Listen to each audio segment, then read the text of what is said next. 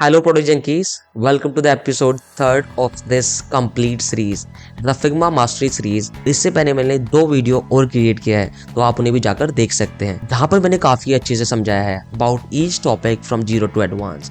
तो जो लास्ट दो एपिसोड है उन्हें भी आप चेक कर सकते हैं, मैंने उनका लिंक अपने डिस्क्रिप्शन में भी पिन कर दिया है। वन मोर थिंग, अगर आपने अभी तक मेरा चैनल सब्सक्राइब नहीं किया है तो प्लीज़ आप मेरे चैनल को भी सब्सक्राइब कर दीजिए, ताकि हर एक वीडियो की नोटिफिकेशन आपको मिलती रहे, क्योंकि ये कोर्स हम डेली एक एक वीडियो कर अपलोड करने वाले हैं।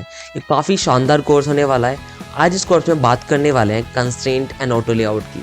बट कंस्ट्रेंट और ऑटो लेआउट पर जंप करने से पहले कभी आपने इमेजिन किया है कि जो डिज़ाइनर्स होते हैं वो किस तरीके से सभी मोबाइल फ़ोन्स के लिए, सभी डेस्कटॉप्स के लिए, सभी टैबलेट्स के लिए डिज़ाइन करते हैं?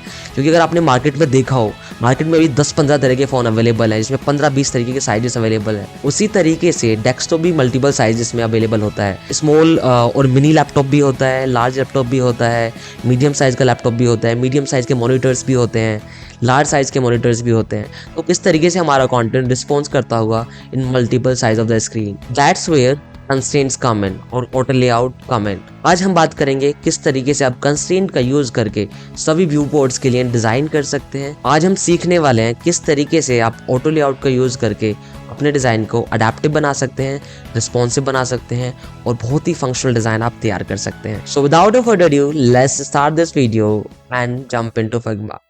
अभी हम बात करने वाले हैं कंस्ट्रेंट्स एंड ऑटो लेआउट के बारे में। कंस्ट्रेंट और ऑटो लेआउट एक बहुत ही इंपॉर्टेंट प्रॉपर्टी है फिग्मा में, जिसका यूज करके आप रिस्पॉन्सिव कंटेंट क्रिएट कर सकते हो। कंस्ट्रेंट एंड ऑटो लेआउट पे जंप करने से पहले मैं कुछ फंडामेंटल आपको बता देता हूँ।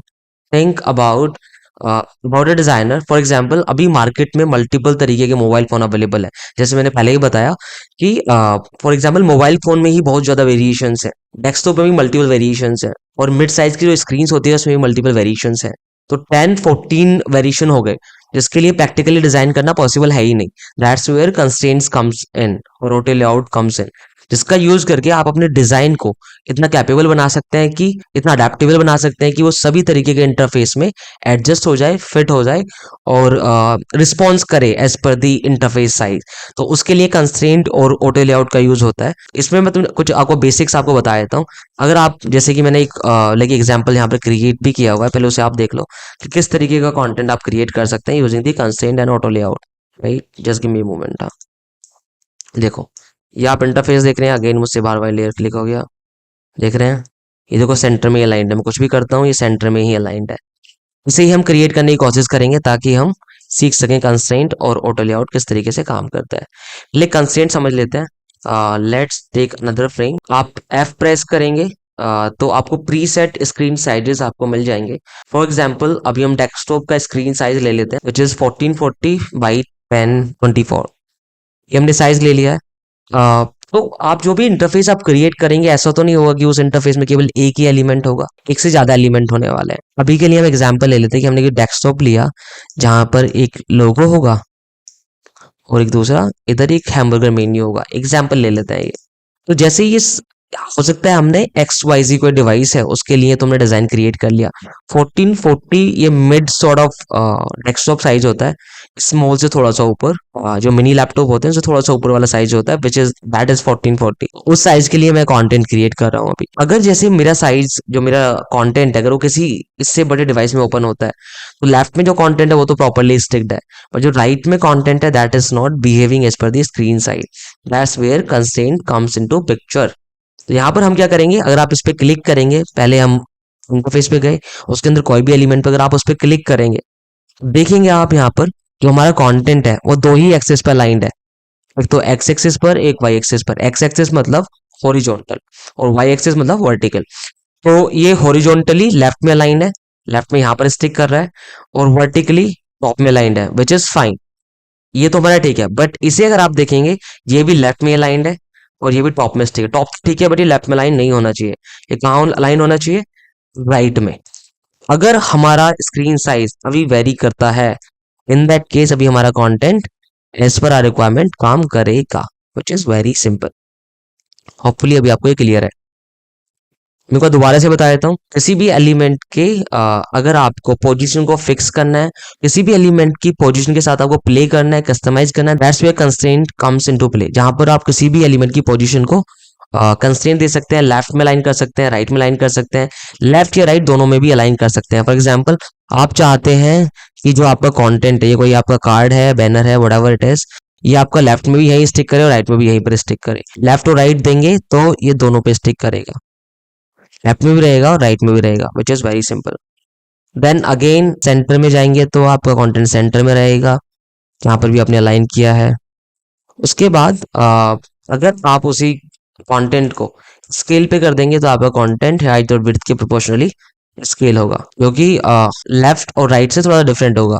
एक सर्टेन मेजरमेंट तक ही वो प्रोपोर्शनली स्केल होता है, उसके बाद वो डिस्टॉर्ट हो जाता है। तो बेटर है, अगर आप चाहते हैं कि आपका कंटेंट लेफ्ट और राइट में रहे, तो उसके लिए आप यहाँ पर लेफ्ट में कंस्ट्रेंट लगा दें, यहाँ पर राइट में, उसके लिए लेफ्ट और राइट आप सेलेक्ट कर सकते हैं हॉरिजॉन्टली। और अभी देख रहे हैं आप राइट और लेफ्ट में तो है, बट ये वर्टिकली वर्टिकली वहीं पर है, टॉप में स्टिक है। तो अगर आप चाहते हैं टॉप में भी, टॉप एंड बॉटम में भी स्टिक करें जहां पर इसकी पोजीशन है, तो आप इस तरीके से कर सकते हैं। बाकी जो फीचर्स हैं वर्टिकली वो सेम है, ठीक है। ये हो गया कंस्ट्रेंट वाला। जब भी आप मल्टीपल स्क्रीन साइजेस के लिए डिज़ाइन करते हैं, एडेप्टिव डिज़ाइन आप क्रिएट करते हैं, रिस्पॉन्सिव डिज़ाइन आप क्रिएट करते हैं, वहाँ पर आप कंस्ट्रेंट का यूज़ करते हैं। इसके लिए कोई फंडामेंटल नहीं है कि किस तरीके से आपको कंस्ट्रेंट लगाना है, जितना ज़्यादा प्रैक्टिस करेंगे उतना बेहतर आप समझ जाएंगे अबाउट दी कंस्ट्रेंट। अब नेक्स्ट है auto layout. Auto layout as it name says कि जो हमारा लेआउट है वो ऑटोमेटिकली फंक्शन करे as per the device size. Basically device size के अकॉर्डिंग वो ऑटोमेटिकली फंक्शन करे, ऑटोमेटिकली लेआउट के अकॉर्डिंग फंक्शन करे हमारा कंटेंट। तो उसके लिए आपको क्या करना है, विच इज वेरी सिंपल।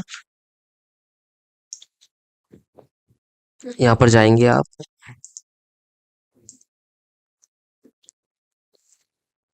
अब जो भी आप कंटेंट पे काम करेंगे, ऐसा तो नहीं है वहाँ पे एक ही एलिमेंट होगा, एक से ज़्यादा एलिमेंट होगा। तो अभी हम मान लेते हैं कि वही स्क्रीन में करते हैं, हमने शुरू में देखा था कि हमने एक फ्रेम ले लिया और उसके अंदर नेक्स्ट फ्रेम क्रिएट करते हैं। एक दूसरा फ्रेम क्रिएट किया, उसके अंदर थोड़ा फिल डाल देते हैं। हमने फिल डाल दिया और कोई टेक्स्ट लिख देते हैं, फॉर एग्जांपल हमने कंस्ट्रेंट ही लिख दिया एंड ऑटो लेआउट। ये कोई टेक्स्ट है और उसके नीचे दो इनपुट फील्ड भी हैं।